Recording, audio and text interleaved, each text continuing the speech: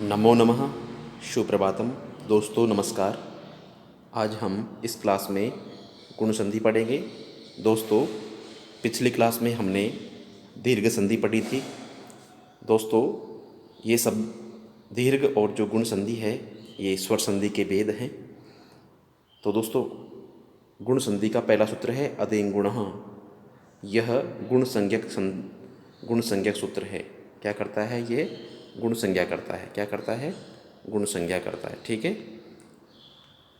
गुण संज्ञा। दोस्तों गुण में जो वर्ण आते हैं वो है अत मतलब ए, और एंग मतलब एंग प्रत्याहार के अंतर्गत आने वाले वर्ण ए और ओ। ये तीन वर्ण गुण संज्ञक होते हैं। कौन कौन से? ए और ओ। ये तीनों वर्ण गुण संज्ञक वर्ण कहे जाते हैं या गुण संज्ञक हैं। दोस्तों इस गुण संज्ञक वर्णों से संबंधित एक प्रश्न बन सकता है। निम्न में से गुण संज्ञक वर्ण नहीं है। ऑप्शन 1 अ, ऑप्शन 2 ए, ऑप्शन नंबर 3 ओ, ऑप्शन नंबर 4 औ। तो दोस्तों यहाँ ए और ओ तीनों तो गुण संज्ञक वर्ण है, जबकि ओ औ जो वर्ण है अंतिम 4 वाले ऑप्शन में वो गुण संज्ञक वर्ण नहीं है, वह वृद्धि संज्ञक वर्ण है। इसलिए आंसर इसमें ऑप्शन नंबर 4 सही होगा। दोस्तों गुण संधि का सूत्र है आद्गुणः। क्या सूत्र है? आद्गुण है। ये सूत्र कहता है एवर्णाद अचि परे पूर्व परयो एको गुण आदेश शाद। अर्थात ए वर्ण मतलब ए और आ से, ए वर्ण बोले तो ए या आ से, ए वर्ण ए या आ से, ए या आ से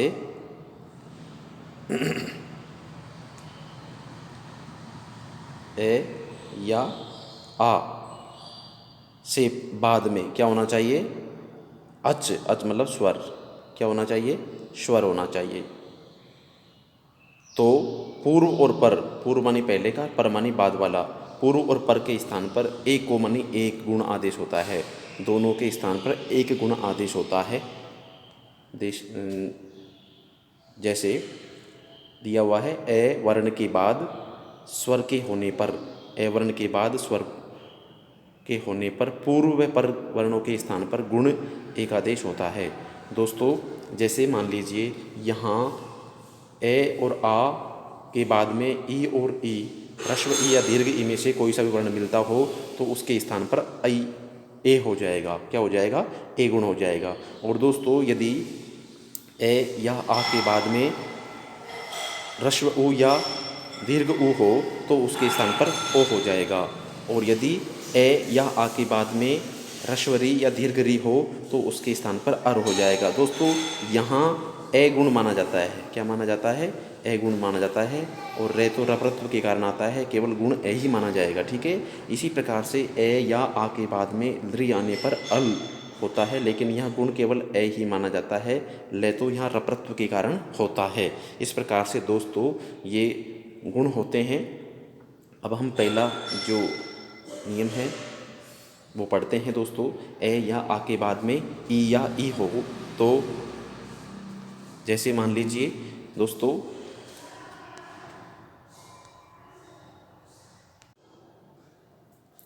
जैसे उप प्लस इंद्र, यहाँ उप जो है प्रथम पद उसका अंतिम अक्षर ए है और उसके बाद में इंद्र का पहला अक्षर ई है। तो ए और ई मिल करके क्या होता है दोस्तों? ए होता है। दोनों के स्थान पर ए हो जाएगा तो मिल करके वर्ण बनेगा, पद बनेगा उपेंद्र। क्या बनेगा? उपेंद्र। और नर प्लस इंद्र, यहाँ पर भी ए और ई, प्रथम पद के अंत में ए वर्ण है और द्वितीय पद का प्रारंभिक अक्षर ई है। ए और ई दोनों के स्थान पर ए हो जाएगा। क्या हो जाएगा? ए हो जाएगा। ठीक है, ए हो जाएगा। तो यहाँ न और रे हलंत हो जाएगा, नर, और इंद्र का ई के हटी गया है। अब क्या बचा है? द्र। तो रे में एक ही मात्रा मिलेगी और क्या बन जाएगा? नरेंद्र। क्या बन जाएगा? नरेंद्र। दोस्तों अगला उदाहरण है गज प्लस इंद्र। यहाँ पर भी ए और ह्रस्व ई दोनों के स्थान पर क्या हो गया है, ए गुण हो गया है, और ग ज हलंत और न और द्र मिलाएंगे दोस्तों, क्या बन जाएगा, गजेंद्र। क्या बन जाएगा, गजेंद्र। ठीक है दोस्तों। इसी प्रकार से सुर प्लस इंद्र जो है उसमें भी सुर का अंतिम अक्षर जो रे है, रे में ए वर्ण है, इसलिए क्या स्थिति आ जाएगी, ए आ जाएगा, और इंद्र का पहला अक्षर ई है, ए और ई मिल करके ए हो जाएगा, और क्या बन जाएगा दोस्तों, सुरेंद्र। धर्म प्लस इंद्र बराबर क्या बन जाएगा दोस्तों, धर्मेंद्र। क्या बन जाएगा, धर्मेंद्र। ए और ई मिल करके ए गुण हो जाएगा दोस्तों। अगला उदाहरण है लोक प्लस इंद्र। यहाँ पर भी लोक जो शब्द है उसका अंतिम अक्षर ए है, ए वर्ण है, और इंद्र का पहला अक्षर ई है, दोनों के स्थान पर क्या हो जाएगा दोस्तों, ए गुण हो जाएगा। और ए गुण होने पर कै हलंत हो जाएगा, कै में ए की मात्रा मिलेगी, और केंद्र लोकेंद्र क्या बन जाएगा, लोकेंद्र। इसी प्रकार से देव प्लस इंद्र यहाँ पर भी ए और ई मिल करके, ए और ई मिल करके क्या हो जाएगा, ए हो जाएगा, और क्या बन जाएगा, देवेंद्र है। दोस्तों यहाँ लोक प्लस ईश बराबर लोकेश जो बन रहा है, यहाँ पर प्रथम पद का अंतिम अक्षर ए है और द्वितीय पद का प्रथम अक्षर दीर्घ ई है, और दोनों के स्थान पर क्या हो जाएगा, ए हो जाएगा। इस प्रकार से क्या बन जाएगा, लोकेश बन जाएगा। देवेश, देव प्लस ईश बराबर देवेश। यहाँ पर भी देव शब्द में अंतिम अक्षर क्या है, ए है, और ईश का प्रथम अक्षर क्या है, ई है, दोनों वर्णों के स्थान पर ए गुण हो जाएगा। इसी प्रकार से अगला उदाहरण है शुर प्लस ईश बराबर क्या बनता है, सुरेश। तो दोस्तों सुरेश में कौन सी संधि है, गुण संधि है। कोई आपसे पूछे कि सुरेश का संधि विच्छेद क्या होगा, तो आप बताएं सुर प्लस ईश। तो दोस्तों अगर अगला उदाहरण है दिन प्लस ईश है, यहाँ पर भी ए और ई मतलब ह्रस्व ए और दीर्घ ई दोनों वर्णों के स्थान पर क्या हो जाएगा, ए हो जाएगा। और रमा प्लस ईश बराबर क्या हो जाएगा, रमेश। यहाँ पर भी यहाँ दोस्तों प्रथम पद का अंतिम अक्षर में क्या है, आ है, और इसके बाद में प्रथम ईश का प्रथम अक्षर दीर्घ ई है। इस प्रकार से क्या बन जाएगा, आ और ई मिल करके ए गुण हो जाएगा, और क्या बन जाएगा, रमेश। महेश में भी प्रथम पद का अंतिम अक्षर आ है और ईश का प्रथम अक्षर ई है, तो दोस्तों आ और दीर्घ ई मिल करके ए हो जाएगा, और क्या बन जाएगा, महेश बन जाएगा। राका प्लस ईश है, यहाँ पर भी प्रथम पद का अंतिम अक्षर जो का है उसमें आ है, और उसके बाद में ईश का प्रथम अक्षर दीर्घ ई है, और दोनों के स्थान पर क्या हो जाएगा, ए गुण हो जाएगा, और क्या बन जाएगा, राकेश है। और कमलेश है भी इसी प्रकार से बनेगा, कमला प्लस ईश है बराबर कमलेश। न प्लस इति, यहाँ पर ए और ई, ए और ह्रस्व ई मिल करके ए गुण हुआ है, और क्या बन गया है, नेति। यथेच्छम में आ और ई, आ प्लस ई मिल करके क्या बन जाएगा दोस्तों, क्या बनेगा यहाँ पर, यथेच्छम। क्या बनेगा, यथेच्छम। ठीक है, यथेच्छम। अगला है दोस्तों ए या आ के बाद में ह्रस्व उ या दीर्घ उ हो तो क्या हो जाता है, ओ गुण हो जाता है। जैसे मान लीजिए दोस्तों आपके सामने पहला उदाहरण है सूर्य। तो सूर्य शब्द है जो उसका अंतिम अक्षर क्या है, ए, अंतिम क्या है, ए, और उदय का पहला अक्षर क्या है, उ, ह्रस्व उ। तो दोनों के स्थान पर क्या हो जाएगा दोस्तों, ओ हो जाएगा। क्या हो जाएगा, ओ हो जाएगा। अब ओ हो जाएगा तो क्या हो जाएगा, सूर्य। ठीक है, सूर्य का यह हलंत हो जाएगा, और यहाँ ओ हो गया दोनों के स्थान पर, और द और य। तो दोस्तों ये में ओ की मात्रा मिलेगी, और दय लिखेंगे। इस प्रकार से क्या बन जाएगा, सूर्योदय बन जाएगा। अगला उदाहरण है दोस्तों पर प्लस उपकार। यहाँ पर में अंतिम अक्षर क्या है, ए, और उपकार में प्रथम अक्षर क्या है, उ। ए और उ मिल करके ओ हो जाएगा, और रे में ओ की मात्रा मिलेगी, और क्या बन जाएगा, परोपकार। नर प्लस उत्तम, नर प्लस उत्तम, यहाँ पर नर प्लस उत्तम बराबर नरोत्तम बन जाएगा। महा प्लस उदय, इसमें महा प्लस उदय में आ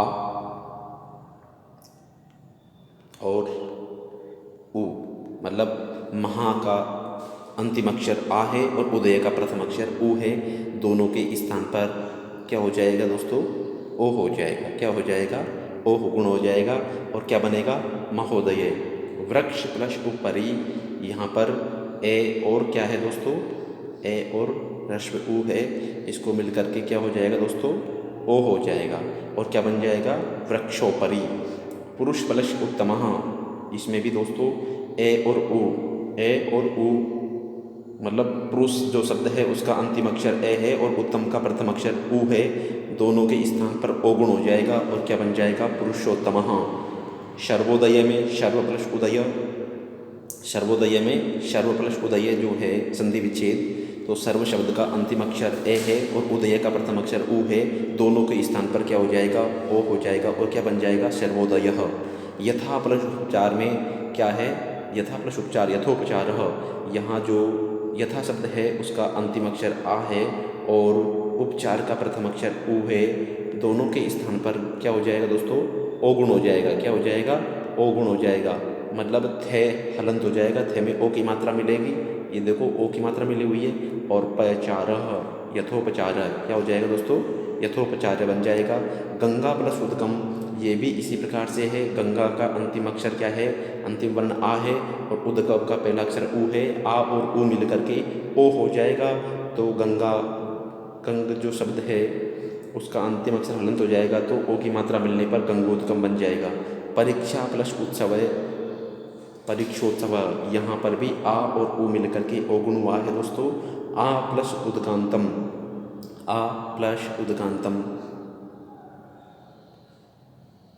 यहाँ दोस्तों महा है, ये म हा, महा प्लस उदगांतम। तो महा जो शब्द है उसमें अंतिम अक्षर आ है और उदगांतम का प्रथम अक्षर उ है। इस प्रकार से मिल करके महोदगांतम बन जाएगा। दोनों के स्थान पर क्या हो जाएगा? ओ गुण हो जाएगा। क्या हो जाएगा? ओ गुण हो जाएगा। ठीक है दोस्तों। एक प्लस ऊनः, एक प्लस ऊना, यहाँ एक का अंतिम अक्षर क्या है? एक जो शब्द है उसका अंतिम अक्षर ए है और ऊने का प्रथम अक्षर दीर्घ उ है। दोनों के स्थान पर क्या हो जाएगा? ओ हो जाएगा। और क्या बन जाएगा? एको नः, एको नः। अत्यंत प्लस ऊर्ध्वम, अत्यंत प्लस ऊर्ध्वम में ए प्लस उ दीर्घ उ है और क्या मिल के हो जाएगा? ए और उ मिल करके ओ हो जाएगा। क्या हो जाएगा? ओ गुण हो जाएगा दोस्तों। महा प्लस ऊर्णम, यहाँ महा जो शब्द है उसका अंतिम अक्षर आ है और पूर्णम का प्रथम अक्षर दीर्घ उ है। दोनों के स्थान पर मिल करके ओ गुण हो जाएगा। क्या हो जाएगा? ओ गुण हो जाएगा। इस प्रकार से क्या बन जाएगा? महोर्णम बन जाएगा। और मायया ऊर्जस्वी, यहाँ पर भी मायया ऊर्जस्वी, तो यहाँ जो आ है, मायया का जो आ है उसके बाद में ऊर्जस्वी में दीर्घ उ है। दोनों के स्थान पर ओ हो जाएगा और यहाँ ये और जोड़ देंगे, माँ ये यो, यहाँ पर ये मिसप्रिंट हो गया है, माँ ये योर्जस्वी, योर्जस्वी। ठीक है, इस प्रकार से बनेगा।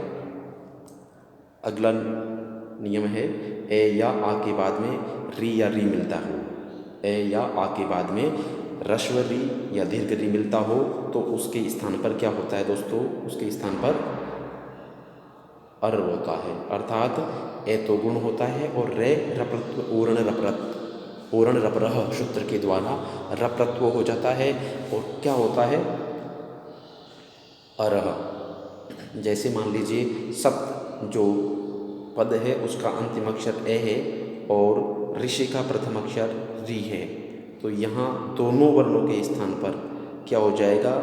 ए तो गुण हो गया और रे रप्रत्व हो गया, अर हो गया। अब यहाँ क्या था, सप्त था, सप्त का तय हलंत था, ठीक है। सप्त और री के स्थान पर रप्रथु रे हो गया तो सी बचा, और मिलकर के क्या बन जाएगा दोस्तों, सप्तर्षि। क्या बन जाएगा, सप्तर्षि। इसी प्रकार से राज प्लस ऋषि मिलकर के राजर्षि बन जाएगा।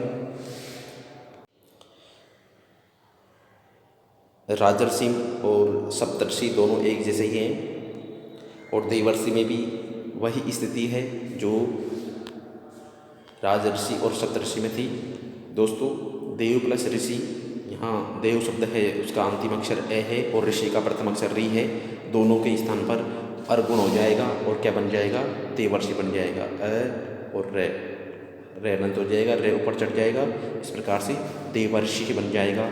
कृष्ण प्लस रिद्धि, यहाँ पर भी ए, कृष्ण का जो अंतिम वर्ण है ए है और रिद्धि का प्रथम अक्षर री है, ए और री दोनों को मिल करके, ए और री दोनों मिल करके क्या हो जाएगा, अर हो जाएगा, और क्या बन जाएगा, कृष्णार्धि।